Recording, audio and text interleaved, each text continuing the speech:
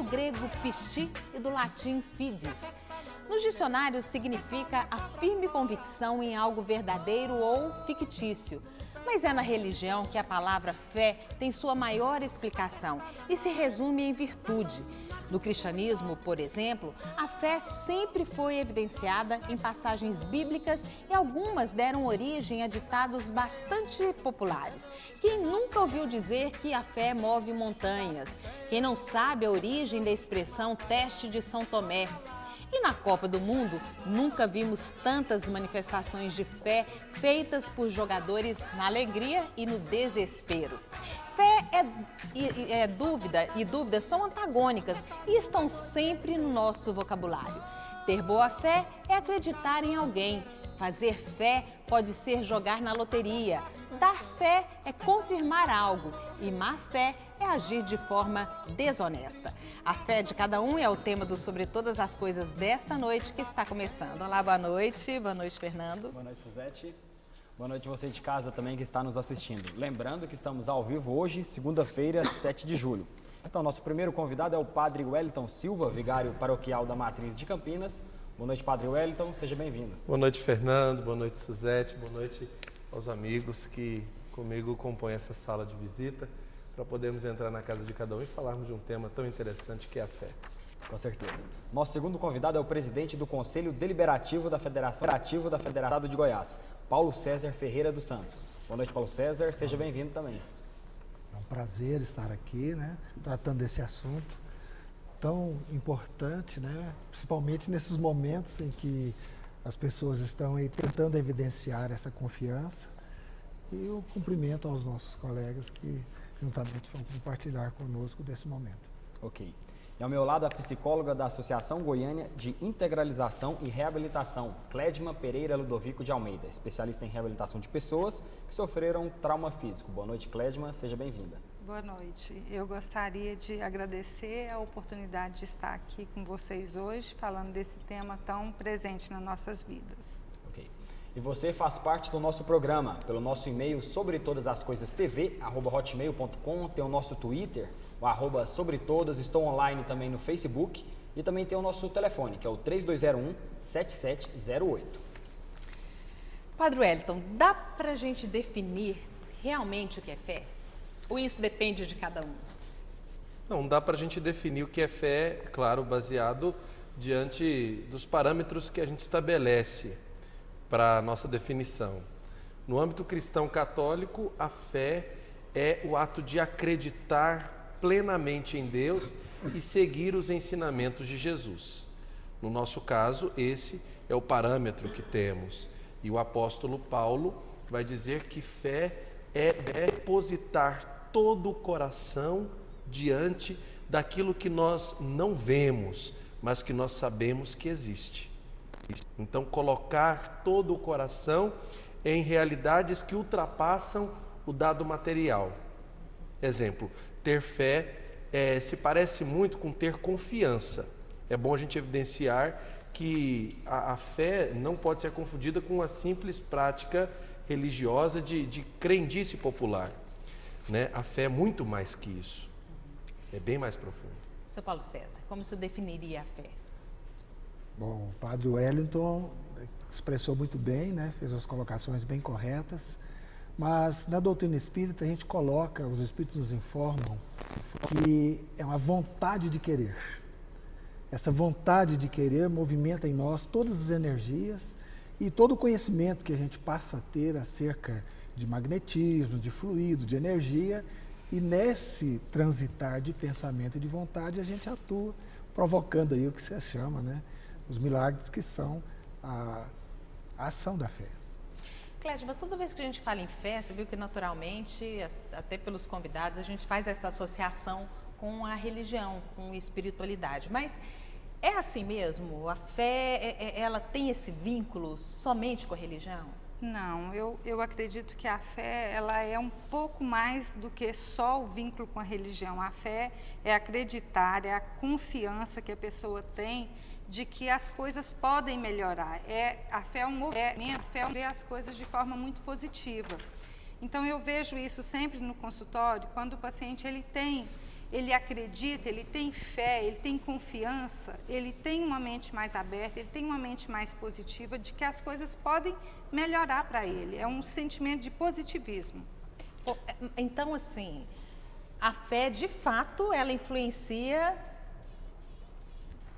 no organismo da pessoa, Claro, né? sem dúvida, sem dúvida. Uma pessoa que ela está debilitada ou passando por uma situação de estresse exagerado, de qualquer situação, ela tendo fé, ela tem uma predisposição à melhora, ela está mais aberta a mudanças comportamentais que vão ajudá-la no momento futuro. Padre, a fé muitas vezes ela pode esbarrar em algumas ações e atitudes exageradas. Por exemplo, algumas pessoas que depositam na fé, por exemplo, a cura a uma doença e que deixam de procurar ajuda no hospital ou ajuda médica, isso pode prejudicar talvez o tratamento dela. Como é que a igreja lida com isso? A gente tem como estabelecer um limite para essa fé? Na realidade, toda fé deve estar aliada a uma prática, porque a fé também é um impulso de quem acredita. Não basta dizer que tem fé e continuar sentado sobre os problemas sem fazer nada, né? O que a doutora Clédima disse é algo interessantíssimo. É muito mais do que o âmbito religioso, do que a crença popular pode ali estabelecer, porque quem acredita vai atrás, faz, procura e vai encontrar meios para poder se restabelecer. Porque essa força que a doutora Clédima diz, de se dispor a melhorar, a buscar uma plenitude de saúde, ela vai vir de dentro, de alguém que acredita em si mesmo, porque existe de fato a possibilidade de sair daquela situação que está lhe causando algum tipo de transtorno. Então acredito piamente nisso que a doutora Clédima disse e que volta àquilo que nós acreditamos, né? De fato, eu não, né, de maneira alguma, desaconselharia alguém a deixar de fazer um tratamento tão pura e simplesmente para uma adesão de fé. Isso não existe. Deus, na cultura popular católica, Deus nos fala que nós devemos usar todos os meios possíveis que Ele nos oferece para que possamos, por exemplo, no caso, restabelecer a saúde, né? Digamos assim. Mas que nós não devemos jamais abrir mão desses meios, contando tão pura e simplesmente com a fé. Esperarmos de boca aberta a situação se resolver sozinha, por si mesma. É claro que o milagre acontece? Acontece. Mas tem que haver no coração do ser humano uma predisposição plena para acolher o milagre, que faz parte também da ação humana. Como é possível aumentar essa fé em Jesus Cristo? É a pergunta da Maria das Graças via e-mail. É possível aumentar essa fé? Minha querida Maria das Graças, é claro que é possível aumentar essa fé em Jesus Cristo. Basta a gente visitar a palavra de Deus. Eu tenho acompanhado diversas pessoas profissionais e principalmente jovens que têm se reencontrado com Jesus, porque todo aquele que revisita a pessoa de Cristo, ele vai reencontrar uma novidade. Por mais que seja um homem que viveu mais de 5.000 anos atrás, por mais que já tenha uma história consolidada na cultura, diante do espiritismo, diante das ciências e para nós católicos como fundamento de fé, mas revisitar os evangelhos é a base para que nós possamos reencontrar-se com Jesus, termos um encontro pessoal com Ele. Quero aqui abrir um parênteses. Eu estive no núcleo de organização de alguns eventos da Jornada Mundial da Juventude com o Papa Francisco.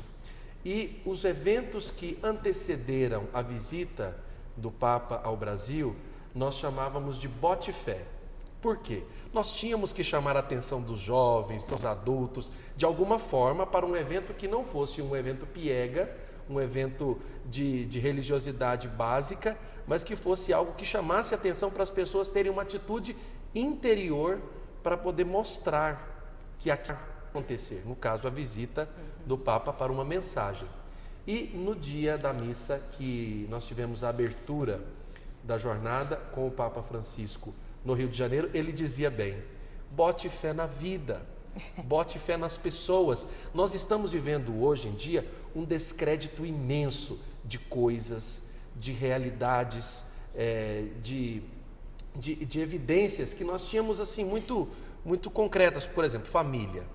São instituições que vão sendo já assim, se tornando obsoletas, sob a visão de alguns, é claro. Eu acredito, é claro, na família.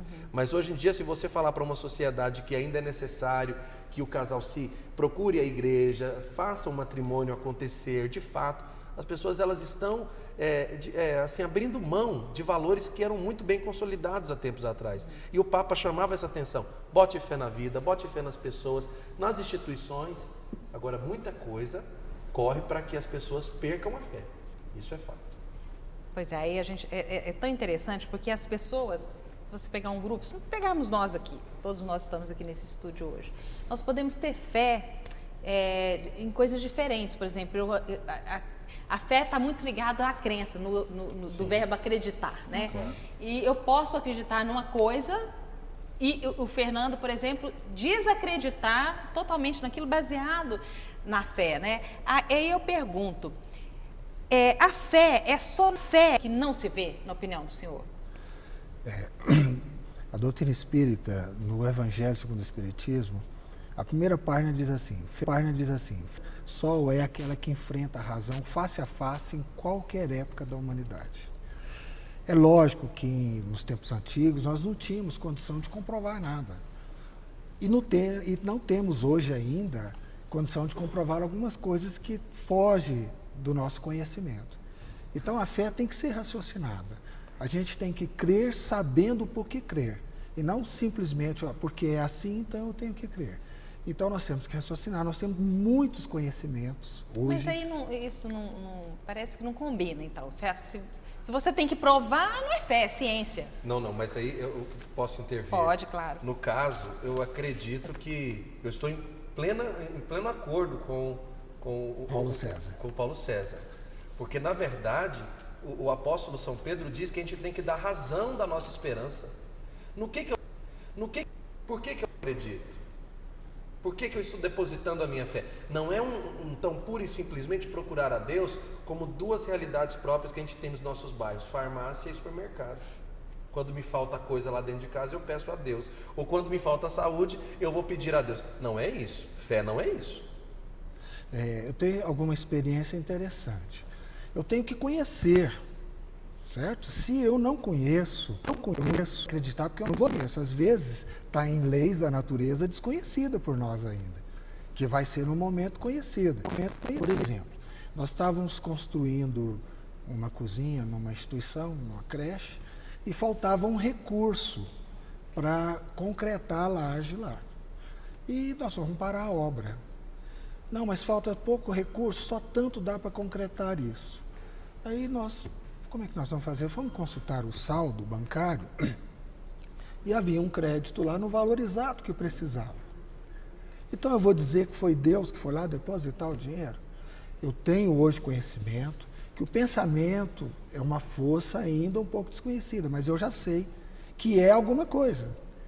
E a vontade de todos ali de conseguir aquele recurso certamente influenciou o pensamento de uma outra pessoa que de boa vontade falou, poxa... Que sabia o número da conta, que conhecia a instituição, a seriedade. Ela foi lá e depositou. Isso. Então, nós tivemos fé que iríamos conseguir, porque nós sabíamos dessa possibilidade, mas não porque foi Deus que foi lá e pôs o dinheiro na conta. Mas é por isso, né, Zé, que eu falo que fé é um movimento positivo, é um movimento que você vai atrás daquilo que você espera, daquilo que você acredita, do que você quer.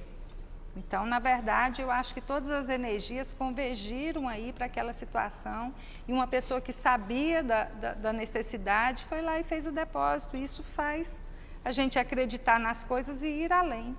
Ainda nesse caso do positivismo, Clédima, que você citou, há alguma relação, padre, Paulo César também, se há alguma relação entre o positivismo, lei da atração e a fé em Cristo? Dá para fazer algum parênteses? Que muito foi falado naquele filme, né, O Segredo. Então, eu já vi alguma relação agora, e o seu Paulo César também, quando cita a questão do magnetismo, etc., como elementos da fé espírita.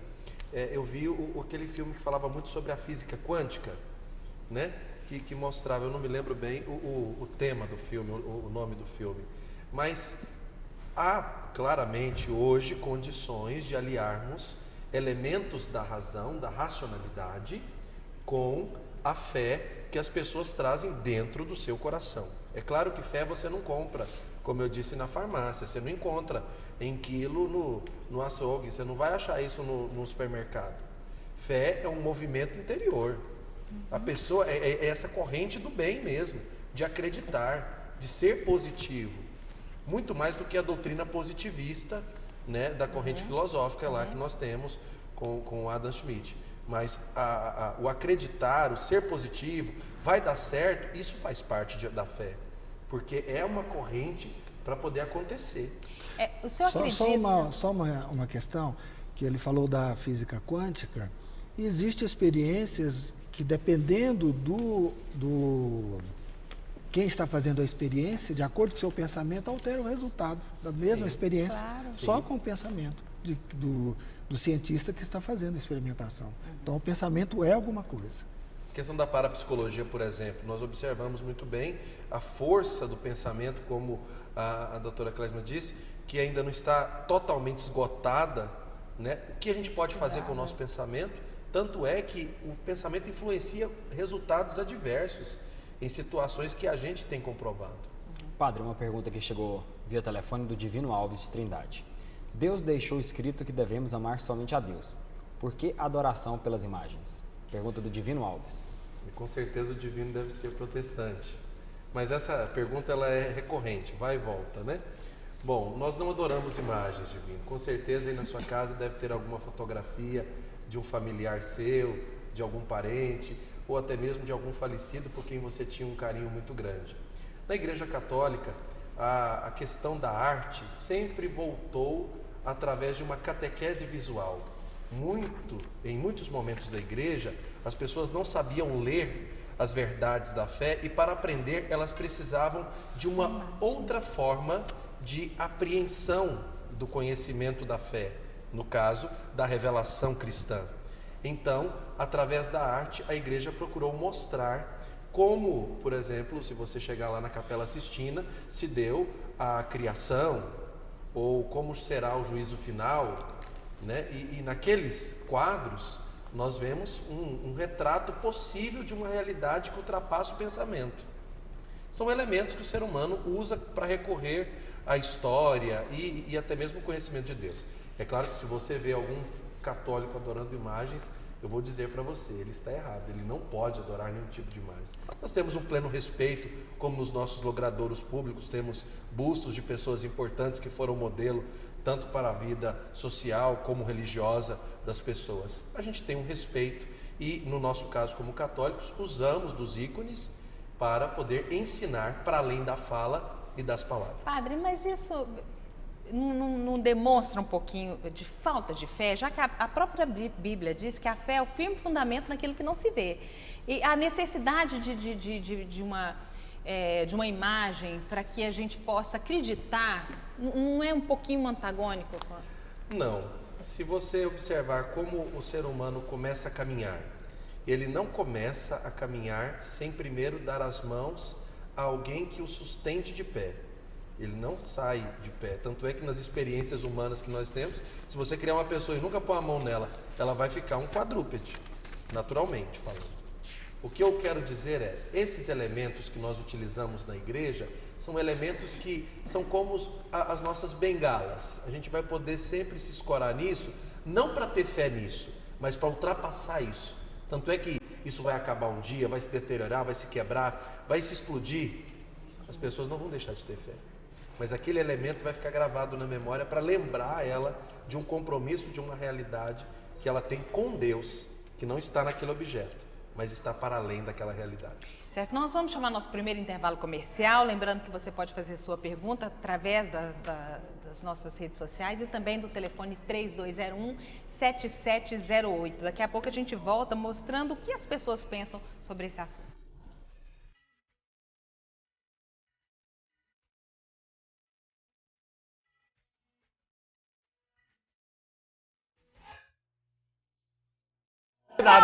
Viu? Não, mas e o tanto que ele já chegou à vontade, já está acostumado com televisão, padre?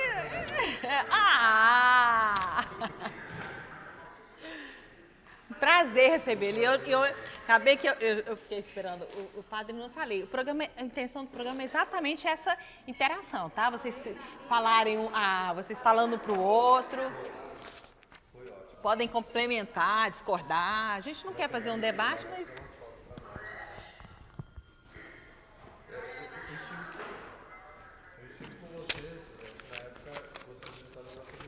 Com o Cassim? Isso. Ah...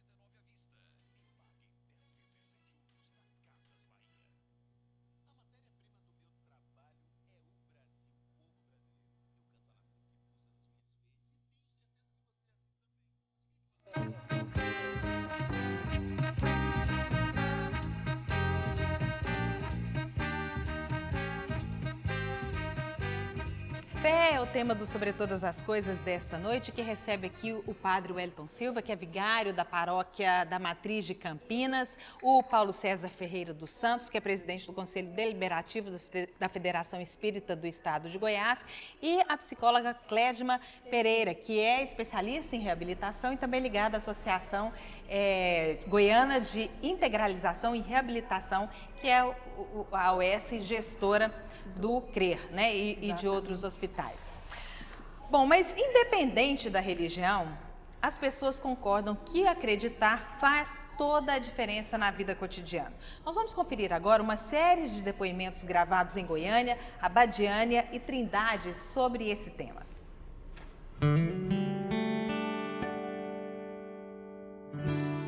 Goiás é tradicional em manifestações de fé, seja qual for a religião. Olha, a fé para mim é a pessoa realmente acreditar que Deus pode tudo, entendeu? Que tem várias pessoas que já obteram várias curas através da sua fé. Sem fé não somos nada, tem que ter fé e esperança. Se não fosse Deus, eu não estava aqui, estou com o joelho todo arrebentado. Cada um tem uma fé, isso aí, um não crê em nada, outro crê em tudo, e todo mundo é a mesma coisa. Sem fé eu não sou nada, né? A gente tem que sempre acreditar que vai dar certo em tudo, independente da religião. E a pessoa tendo fé, ela consegue prosperar muito na vida. Você tem que ter muita fé para que as coisas possam acontecer. Em Abadiânia, a 84 quilômetros de Goiânia, o médium João de Deus realiza curas espirituais, atraindo pessoas do mundo inteiro. Na verdade, queria conhecer a energia da casa dele aqui no Brasil, porque eu acho aqui no Brasil é único. Não dá para exportar essa energia para o exterior. We believe in God, and that's why we came here for healing. Eu acredito que a fé e minha experiência da luz cura. Tenho que fazer minha idade, tenho que fazer meu meio passo e depois eles ajudam a ver mais claramente com mais amor. E em Trindade, todos os anos, cerca de 3 milhões de romeiros se reúnem em devoção ao Divino Pai Eterno. Na sua opinião, a fé ajuda na cura? Ajuda sim, e muito. Sempre tem me ajudado, defendido muitos perigos na estrada. A gente tem fé mesmo. Ajuda muito. Ajuda. E qual é a prova disso? Uai, a prova disso é que eu estou aqui hoje, né? Com certeza, só a fé que cura. Remédio a gente toma porque Deus já deixou os médicos. Mas sem Jesus, sem a fé, nada fazer feito. Tendo fé, tudo é mais fácil. Sem fé, não é nada, né? Então, a gente, tendo Deus na vida da gente, a gente vai em frente. Clédima, no lado da psicologia, a questão da fé, em se tratando de reabilitação, ajuda até que ponto? Olha, a fé, ela ajuda em todo o tratamento, em todas as fases. Eu creio que quando a pessoa está em crise, ela busca, há um movimento de busca para estabelecer essa fé. Às vezes há também um momento de dúvidas. Por que eu? Por que aconteceu comigo? Por que eu estou debilitado? Né? Então, esse momento é um momento que as pessoas buscam a fé e elas duvidam também da existência da fé, porque é um momento de crise, né? mas em todo momento a gente percebe que se a pessoa acreditar, se ela acreditar na possibilidade de cura, a possibilidade na religiosidade dela, se ela tiver uma religiosidade, se ela tiver fé em alguma religião, em alguma crença, ela vai ter mais possibilidade de melhoras. Pois é, mas a fé então, no caso da reabilitação, especificamente no trabalho que você realiza, ele não é só, não é um movimento do paciente para o corpo clínico. Também vocês, por exemplo, a psicologia também utiliza a fé para lidar com esse paciente. Claro, às vezes a gente não induz o paciente a crença nenhuma, mas a gente estabelece com ele um vínculo de confiabilidade para ele acreditar até no próprio tratamento. Eu tenho que demonstrar para ele que eu passo uma segurança, eu não preciso indicar para ele nenhum caminho, uma trajetória religiosa, nenhuma crença, mas eu tenho que dizer para ele das possibilidades de que, se ele crer em alguma coisa, se ele traçar algum caminho, alguma meta, ele vai chegar melhor lá na frente, ele vai conseguir andar por esse caminho e vai melhorar. Paulo César, nós vimos a matéria aqui também em Abadiânia, que eu fui lá, sobre curas espirituais. Como você analisa essa questão, que é até rodeada de polêmica e fé? Como você vê isso? A doutrina espírita, ela tem um esclarecimento muito profundo acerca desse assunto. Primeiro, nós temos a realidade do mundo espiritual. Então, nós sabemos que o mundo espiritual interfere aqui no nosso mundo material. E a maneira dessa interferência é através da sensibilidade de algumas pessoas, que todos nós somos médiuns, mas poucos são desenvolvidos e têm essa capacidade mais ampliada. E tem os médiuns de efeito físico, que são esses dotados, né, de recursos de exteriorização ectoplásmica, que movimentam esses fluidos e são capazes de atuar na matéria. No caso específico do João de Abadiânia, ele é um médium de efeito físico que tem essa capacidade de atuar na matéria. Então, promove as curas, promove cirurgias espirituais, também movido pela fé das pessoas que vão lá acreditando que vão receber a ajuda, mas há uma ação espiritual por trás. Agora, o que não acontece, que a gente estava até comentando com o padre Wellington aqui, é a questão de prometer a cura, a questão de retirar um tratamento médico, retirar a medicação que está tomando por orientação científica. Isso não pode. Aí está completamente errado. Eu acho que procurar um auxílio espiritual, tudo bem, mas nós devemos usar o que nós temos, que é a medicina, todo o trabalho científico aqui que o homem conquistou através dos seus estudos, do seu progresso. Chegou uma participação aqui da Nona Chaves, do centro aqui de Goiânia, sobre a visão espírita e católica. Ela pergunta: é permitido doar os órgãos? E sobre a cremação de corpos, para vocês dois. Paulo César. Olha, a doação de órgão é uma atitude de caridade, de amor.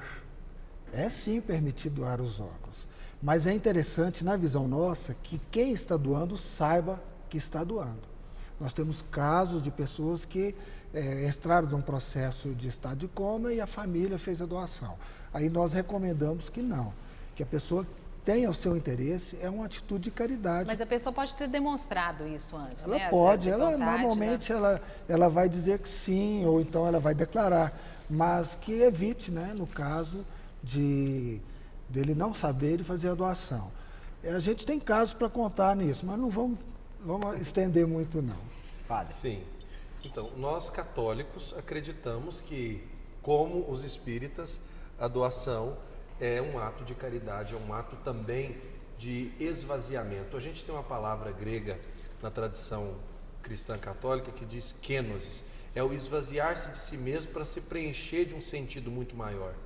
É claro que tudo que nós temos e que nos constitui como pessoa, isso é muito pequeno diante da nossa realidade para com Deus.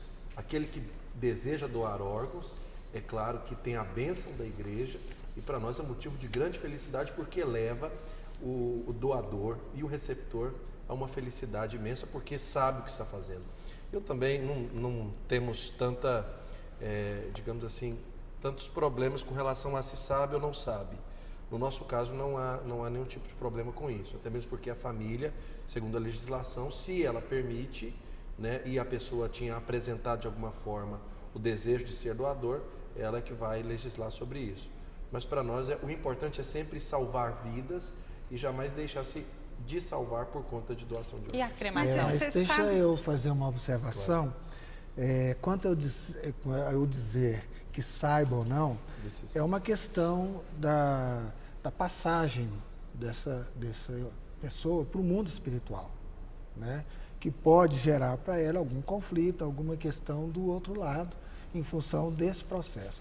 Mas isso é uma questão muito polêmica, que não vale a pena ficar discorrendo. Mas a questão nossa é simplesmente pela vivência do espírito no outro lado. Só em relação a isso. Eu acho bom a gente aproveitar esse momento, até que se falou em doação de órgãos, e eu acho que é sabido que a gente precisa mesmo de falar sobre isso, porque se existe a necessidade da gente falar que quer ser doador, eu acho que é um momento aqui da gente pedir que a população converse sobre isso com suas famílias. Claro. Né? E decidam e falam, olha, eu quero ser doador, porque aí a família vai saber e agir plenamente. No nosso caso, por exemplo, nós temos a plena certeza que a passagem se dá de uma vez só, que a pessoa não volta. Então, essa passagem, ela não tem nenhum tipo de relação com aquilo que fica, a matéria que fica aqui. E neste caso, para os católicos, a possibilidade de fazer o bem diante dessa situação é sempre louvável. Certo. Vamos chamar nosso outro intervalo comercial e voltamos falando de uma grande demonstração de fé que não só Goiás, mas o mundo presenciou agora na última semana, que é a Romaria do Divino Pai Eterno. Traz gente de todo lugar do mundo e a gente vai falar um pouquinho mais sobre isso.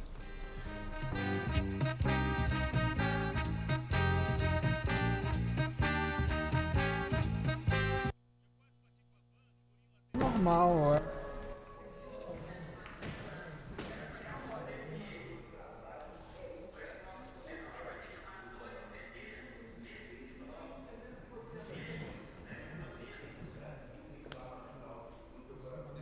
Tá falando comigo? Nós vamos ter só mais esse bloco?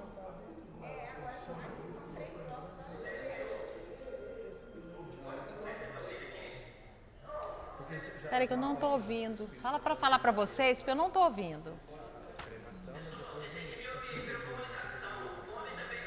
Então fala.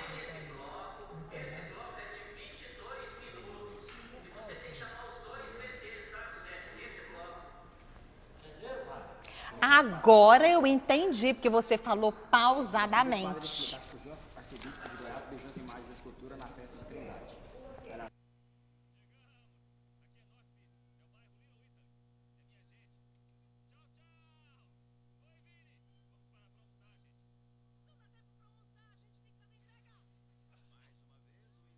Imagine there's no heaven.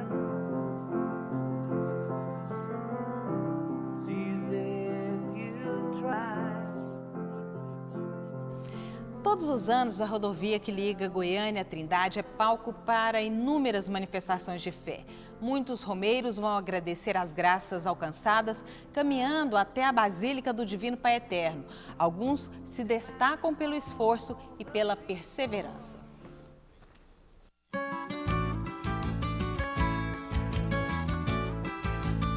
Uma cruz de madeira de 4,5 metros, pesando 50 quilos, levada nas costas durante a caminhada de 18 quilômetros até Trindade. O romeiro Itamar Figueiredo faz essa penitência há 3 anos. Ele se ampara na fé para cumprir promessa. Itamar conta que a esposa teve um câncer e ficou curada. Para ele, a fé e o amor no Divino Pai Eterno se transformaram no milagre da vida. Que não deixasse aquilo voltar, que eu ia carregar para sempre. Todo ano eu ia, enquanto eu desse conta, eu ia fazer essa caminhada aí. Muito bonito, né? De a pé já é difícil, né? Imagina carregando essa cruz. Durante todo o trajeto, o pagador de promessas atrai olhares curiosos. Entre subidas e descidas, uma pausa. Mas o sol quente e o cansaço não desanimam o Itamar, que tem a companhia da família. Junto, eles agradecem a bênção recebida. Itamar é um exemplo de superação. Sua história se junta à de milhares de pessoas que percorrem a rodovia dos Romeiros até Trindade em nome da fé.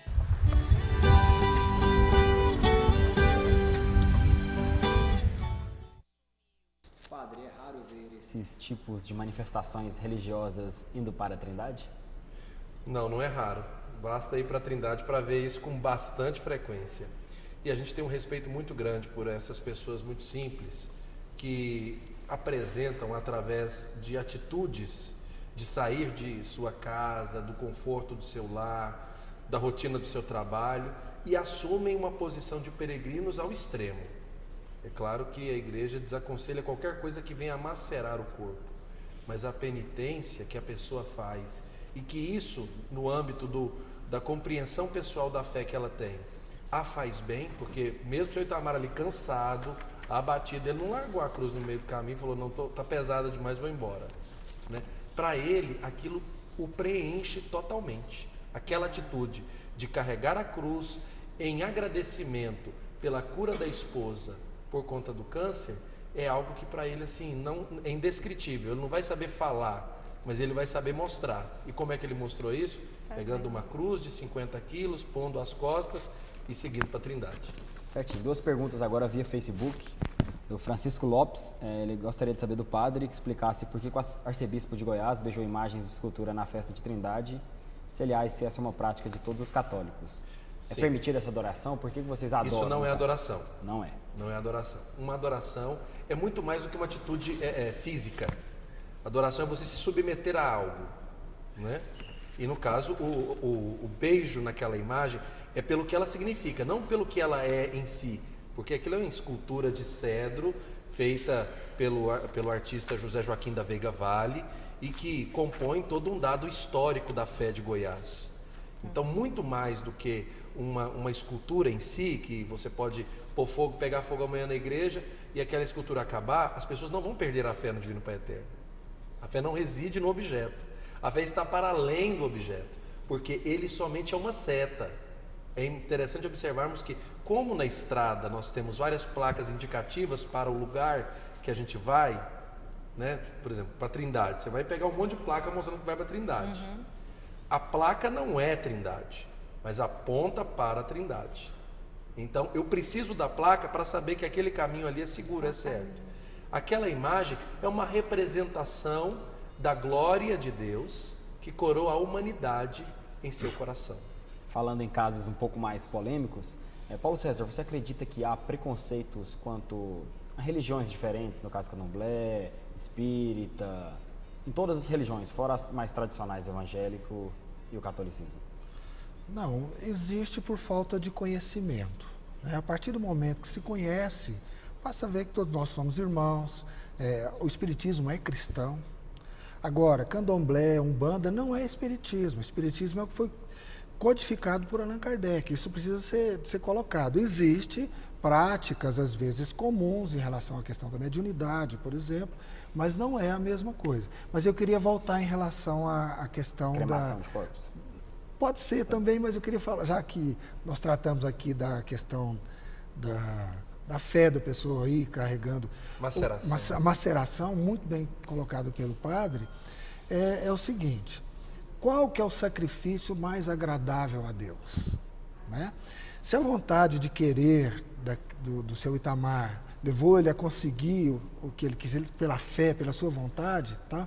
Agora, qual o sacrifício mais agradável a Deus, né? Eu, como pai, por exemplo, que dou todo um processo de educação para os meus filhos, coloco eles numa conduta de ética, de moral, de postura, de fazer o bem, né? Se eles conseguirem amanhã tentar ser grato por eu ter passado esses conhecimentos e eles verem que isso é tão importante, que sacrifício eles vão fazer para me agradar?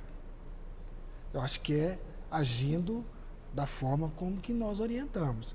Então, o sacrifício que mais vai agradar, certamente, está na orientação de Jesus, de praticar o amor, amar ao próximo como a si mesmo. Então, nós não estamos criticando a atitude de quem faz essa maceração, esse sacrifício imenso. Mas ele pode muito bem transferir esse sacrifício são as atitudes de amor ao próximo. É interessante observar, só para finalizar esse assunto, no caso da maceração. No tempo da Semana Santa, principalmente na época que mostra a Paixão de Cristo, nas Filipinas, muitas pessoas se submetem à crucifixão. Isso. No Nordeste, tem pessoas que colocam um pedaço de gilete na ponta das correias para se flagelar, com a imaginação de que aquele sacrifício é agradável a Deus. Agora, se você chegar nela e dizer, olha, isso aí é uma bobagem, você está fazendo isso aí, Deus não quer isso. Tem uma história em Trindade que um homem chegou diante da igreja velha do Divino Pai Eterno e começou a caminhar de joelhos durante um determinado período ao redor da igreja, de joelhos, e com um prato de velas acesas na cabeça. E ele começou a sangrar a ponta dos joelhos. Então, várias vezes, vários momentos, e um padre observando aquilo, e chegou nele e disse, meu filho, você não precisa fazer isso. Ele falou assim, olha, padre, eu até entendo que o senhor esteja preocupado comigo, mas como eu fiz a promessa para o Divino Pai Eterno, então eu vou cumprir. O padre pegou, voltou para casa e deixou a pessoa cumprindo a sua promessa. Pois é, mas aí eu fico pensando nessas culturas populares, simples. Não, nesse pessoal que é mais radical. Se a gente pensar em muçulmanos, nós pensamos naquelas pessoas que fazem alguns atos desse, até de suicidar. O argumento deles é a utilização da fé. Tá bom, mas aí no nosso caso, como aqui ainda nós estamos dentro de uma vertente cristã, nós temos que abrir um precedente para observar qual que é o imaginário religioso de um muçulmano, que não é o plano, digamos assim, que nós estamos. É justamente ambicionar o plano espiritual de uma forma tão plena que isso vai se dar, por exemplo, se eu me explodir em função de uma jihad, né, que é a guerra santa. Se eu me explodir ali, eu vou ganhar um harém de 60 mulheres para ir. Certo. O senhor acredita que até o ateu tem fé em alguma coisa? Claro. O ateu tem que ter fé. Porque o ateu diz que não quer acreditar em Deus, mas ele sabe da existência dele. Certo. Eu queria saber agora da psicologia, como é que na prática a gente pode fazer uma pessoa, você deve ter recebido ali no seu tratamento, nesse tempo de tratamento que você realiza ali no CRER, por exemplo, pessoas que não creem, que se dizem não acreditar em Deus, não acreditar que alguma coisa pode levá-lo a uma cura, né? É mais difícil? É mais difícil, a terapêutica é pior, porque, como eu disse, a psicologia trabalha, eu trabalho num campo de positivismo, eu quero fazer com que as pessoas acreditem na própria cura, acreditem em si mesmo, acreditem em Deus, acreditem em algo que as possam fazer caminhar. Né? Então, quando a pessoa é cética mesmo, ela tem muita dificuldade de transpor esses limites, sabe? Ela não adere ao tratamento, ela desacredita até nela mesmo, sabe? Então, é mais Mas tem difícil. gente que, mesmo não acreditando em Deus, ela acredita na medicina, ela acredita que aqueles medicamentos irão curá-la e ela acredita que a força de vontade dela pode ajudar na sua cura. Mas é interessante a gente observar que hoje a própria ciência começa a se dobrar, e a se dobrar também algumas verdades que a Bíblia vem trazendo, né, ao longo dos anos. Na Santa Casa de Misericórdia, onde eu tenho mais conhecimento, eu conheci um dos enfermeiros que o trabalho dele é sobre práticas religiosas com doentes ou com pacientes em estágio terminal. A importância daquelas pessoas crerem, delas acreditarem em algo, delas terem fé. Porque para fazer uma passagem mais tranquila, para terem um momento de finitude da vida em paz. Porque além do sofrimento que ela carrega, a família toda sofre com ela. E por algum momento a família também vai morrer toda com ela.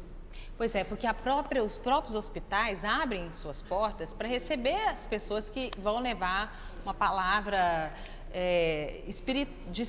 espiritual a essas pessoas, né? No Hospital e das nos Clínicas. Estados Unidos, só um pouquinho, achei tão interessante que nos Estados Unidos, há 10 anos, eles obrigaram a colocar na grade curricular dos cursos ligados à psiquiatria a matéria religião e temas ligados à espiritualidade. Quer dizer, para mim, uma clara demonstração de que a Bíblia tinha razão. De fato. Né? No Hospital das Clínicas aqui de Goiânia, tem um grupo de oração, ele é ecumênico, participa de todas as religiões, e nas pesquisas que foram feitas lá, o resultado de cura é muito mais expressivo nos grupos que são atendidos pelos religiosos. Existem estatísticas de pesquisas Exatamente, feitas com pesquisas. pessoas que acreditam, que não acreditam, que estão em tratamento, né? É interessante porque toda vez que eu vou a uma UTI, porque na maioria das vezes que a gente é chamado no hospital para fazer uma oração, é sinal de que a pessoa ela cessou todas as possibilidades humanas e eu preciso de Deus agora. E de agora em diante, o que eu vou fazer? Então vou apelar para a realidade, além disso tudo aqui que eu estou vendo, dessa aparelhagem, dos medicamentos, do médico que vem aqui. E eu gosto de conversar com os responsáveis pelas UTIs. E aí eu pergunto, como é que está a pessoa que eu acabei de abençoar? Padre, por favor, diga a ela que ela vai ficar bem. E aí quando eu estou conversando com a pessoa, a gente vai observando o quadro clínico da pessoa, vai reagindo, ela vai mostrando reações corpóreas muito intensas diante do dado positivo que você leva a elas no hospital. Bom, tem uma participação aí? Tem 2 participações aqui, só falando em crer e não crer. Durval Santos, Setor Sul. A fé é a submissão do raciocínio, e uma participação aqui do Mendes Paiva pelo nosso e-mail, a fé não dá respostas, só impede perguntas. Como vocês avaliam? A fé que não se questiona é uma fé imatura. Né? O que o Paulo César disse no início do programa, eu acho que seria bom até ele repetir para essas perguntas, porque uma fé que não se questiona é uma fé sem raízes em Deus. E para acreditarmos, devemos nos questionar em que acreditamos, onde queremos chegar, porque o caminho ele não se dá no escuro, o caminho se dá sob a luz do Espírito Santo. Não, a fé, né, verdadeira, só é aquela que enfrenta a razão em qualquer época da humanidade. Certo. E como é que vocês estão vendo a fé dos nossos jogadores? Nós estamos em plena Copa do Mundo, Brasil amanhã tem um jogo, todos nós queremos, eu acredito que o Brasil Eu tenho fé. Eu tenho fé no Brasil. Mas a gente tem visto a demonstração de fé dos próprios jogadores, né? Ao comemorar um gol, ou quando perdem um gol, né? Alguns fazem o movimento de olhar para o céu, uma forma de agradecimento ou de petição. E o próprio técnico, né, Luiz Felipe Scolari, também mostrou que é um homem de fé. Eu vou chamar vocês para a gente assistir primeiro uma matéria sobre esse assunto e a gente vai abordar mais sobre esse tema. Neymar, Paulinho, Fred, Davi Luiz, Jô, vários jogadores brasileiros demonstraram a fé durante a Copa do Mundo com o gesto dos dedos apontados ao céu. Júlio César posou ao lado das imagens do Divino Eterno e de Nossa Senhora de Caravaggio em agradecimento e ganhou destaque em toda a mídia. O técnico Luiz Felipe Scolari também é devoto do Divino Pai Eterno e já esteve presente em Trindade 2 vezes. Em 2003, Felipão pagou uma promessa feita por um amigo. Se o Brasil conquistasse o pentacampeonato, ele teria de vir a pé da Rodovia dos Romeiros até o Santuário da Basílica. No ano passado, o Scolari voltou à cidade durante a preparação da equipe para a Copa das Confederações. Na ocasião, ele pediu as bênçãos do Divino Pai Eterno e a seleção se sagrou campeã.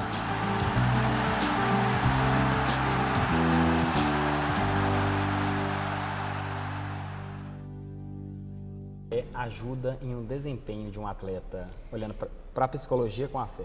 Ajuda muito, né? Porque ele acredita, né, que ele vai dar conta, que ele vai superar aqueles obstáculos. A ajuda faz todo sentido. Essa questão também de ter muita fé não é por causa que a seleção chegou com uma certa desconfiança? Você acha que tem alguma coisa a ver, a falta de confiança e nessa crença tão mostrada, né, mais nesse ano de 2014 que nos demais anos? Eu acho que é a vontade mesmo. E o Felipe Scolari, ele tem essa familiaridade com a crença, então eu acho que isso trouxe para o grupo. Ele fez esse grupo ficar mais coeso nesse sentido, e eu acho que isso é extremamente positivo. E o grupo tem vários cristãos, né, assumidamente cristãos, que têm demonstrado sua fé ao longo dessa trajetória. Eu lembro bem que o Kaká, ele é um religioso confesso da sua fé, ele é protestante, E ele dizia da alegria de ser evangélico e como isso o ajudava a fazer, digamos assim, valer a sua função como jogador.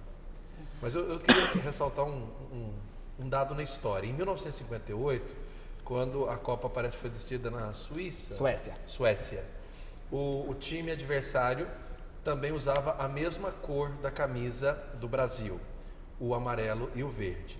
No entanto, o Paulo Machado de Carvalho teve que sair lá na Suécia e fazer as camisetas de última hora. Costuraram o símbolo, né? Azul. Como é que iriam justificar aquela camisa azul diante de um crédito da seleção Canarinho naquele tempo? E ele disse, muito mais do que ser a seleção Canarinho, os nossos jogadores estarão cobertos com o manto de Nossa Senhora Aparecida, que é a padroeira do Brasil. E o Brasil foi campeão. Tá certo. Bom, então seremos campeões amanhã, né, Clésia? Seremos campeões. Não, amanhã não, né? No próximo Seremos domingo. Vamos passar amanhã por mais esses 2 jogos que temos aí, não é? Mas vamos superar a Alemanha. Vamos superar a Alemanha. Bom, se o senhor, padre, quero ouvir dos 3, se o senhor pudesse, o senhor já deu aqui alguns conselhos, já passamos aqui algumas questões para essas pessoas que muitas vezes, em nome da fé, largam a razão. Não digo a razão em buscar o porquê da fé ou daquela crença, mas em saber separar que a fé pode nos ajudar, mas que tem até o senhor cita um exemplo, não sei se é uma piada, um dito popular, de um homem que teve um alagamento na sua cidade e chegou o corpo de bombeiro, chegou o pessoal para tirá-lo da casa Deus dele. E ele falou que não ia porque Deus ia ajudá-lo, né? E foi subindo, foi pro teto e veio um helicóptero, ele falou, não, vou sair daqui porque Deus vai me ajudar. Ele morreu, quando chegou no céu, foi perguntar, nossa, mas eu pedi tanto para o senhor, por que o senhor deixou morrer? Eu falei, mandei até um helicóptero te buscar e você não quis, né? Então, essa racionalidade que a gente tem falado aqui, ela é muito importante. Vamos falar agora do tratamento de doenças, né? Você tem que ter fé, mas você não pode abandonar, nesse caso, a ciência, porque... Jamais, não podemos abandonar a ciência. A fé e a razão, elas são as 2 asas do espírito humano. A fé e a razão. Quem só acredita e não tem fé é mentiroso, porque não tem como acreditar sem ter fé. Então, a fé e a razão são os 2 bastiões que nos norteiam no caminhar. E quem acredita deve usar de todos os meios possíveis para alcançar a cura que deseja. É claro que o impossível, somente Deus e a fé desta pessoa irá possibilitar, digamos assim, que ela chegue a um bom termo de tratamento. Mas se ela consegue, digamos, pela fé, fazer a experiência concreta da cura, nada, nem ninguém, nem comprovação científica vai tirar dela que foi Deus que a curou. E a fé no outro, que é a pergunta do Elias Messias Costa aqui. Um exemplo, eu tenho fé que fulano vai conseguir algo para ele que seria impossível. Seria como fazer uma promessa para o outro cumprir? Como que funciona essa questão? Acho que aí temos 2 coisas bem diferentes. Primeiro, a gente não deve fazer promessa para ninguém cumprir. Se eu faço promessa, se a promessa é minha, então que eu cumpra essa promessa, né? Já pensou se o Felipão fez uma promessa de vir à Trindade, né? A seleção sendo campeã. Eu tenho a certeza que ele virá. Não vai ser a outra pessoa que vai cumprir para ele. E assim por diante. A relação com Deus, ela se dá com o indivíduo. Eu brinco muito que Deus não salva no coletivo, Deus não salva por lote, nem por cidade. Deus salva a pessoa que deseja ser salva pela fé que ela corresponde ao chamado de Deus. Mas nesse caso aqui não seria, pelo que eu entendi aqui do Elias, um exemplo, uma mãe faz uma promessa para o filho passar no vestibular. Não seria isso ela querendo agradecer futuramente? A promessa é dela. No caso, se ela faz para o filho pagar, aí eu já acho assim, desculpa até o termo, né? É uma sacanagem com a pessoa, né, gente? Mas ele ficar com o cabelo grande até tal idade. Por exemplo, eu faço a promessa de você não cortar a barba até o dia que você conseguir, digamos, uma autonomia financeira. Quem fez, paga. Pois isso não é bom, né? Clênia, é difícil você conseguir colocar um raciocínio prático na cabeça de uma pessoa, num tratamento de uma pessoa que tem essa fé muito forte? Olha, eu costumo falar, eu não sei se eu posso até dizer isso aqui no ar, mas às vezes a fé cega, ela até prejudica, sabe? Porque as pessoas abandonam o tratamento, as mães, às vezes, eu já tive a oportunidade de tratar uma mãe que ela não conseguia tratar, ela não conseguia buscar na medicina o tratamento para o seu filho, porque ela acreditava que aquilo era desígnio de Deus e que ela não ia fazer, que não era da vontade dele, entendeu? Então isso quando a gente encontra uma pessoa com esse nível de raciocínio no consultório, choca um pouco, sabe? Aí a gente fala, peraí, não vamos estudar então o que é isso, o que é isso que você está acreditando, né? Para a gente tentar reverter esse quadro e fazer com que a pessoa alie a ciência à fé. Né? E é isso que a gente busca fazer, não é tão difícil. Vamos lá, um bate rápido. O fanatismo religioso pode afetar até que ponto a sociedade? Pergunta do Garcia Lopes. O fanatismo religioso pode destruir a sociedade. Nós não podemos jamais colocar um fanatismo religioso diante de uma situação de salvar vidas, por exemplo. Aqui ele pergunta se vocês acreditam que no Brasil isso possa acontecer. Jamais. Paulo? Não, em hipótese alguma, mesmo porque, de uma forma muito fraterna, já começa a ter um processo ecumênico, de convivência, de compreensão, de aceitação. Isso no nosso país é muito evidente. Hoje em dia as nossas famílias têm 3, 4 religiões, às vezes dentro de casa, né? Eu acho que a gente tem aprendido a lidar com isso, com essa diversidade. Né? Isso é produtivo, é riquíssimo. Isso nos hospitais a gente vê sempre, né? A gente abre as portas para todas as religiões. Miguel Correia, Paulo, qual a diferença entre fé e esperança? Olha, a esperança, né, é que coloca você para movimentar a sua fé. Se você tem esperança, você tem fé. Aliás, coloca 3 coisas importantes: a fé, a esperança e a caridade. Né? A fé ela não pode ser inativa, ela tem que ser produtiva. Daí a pessoa tem que ser caridosa para movimentar essa fé. E a Bíblia fala que sem fé é impossível agradar a Deus, não é isso? Infelizmente, nosso tempo acabou. Eu quero agradecer a participação de todos vocês, o Padre Wellington, Paulo César e a Clédima.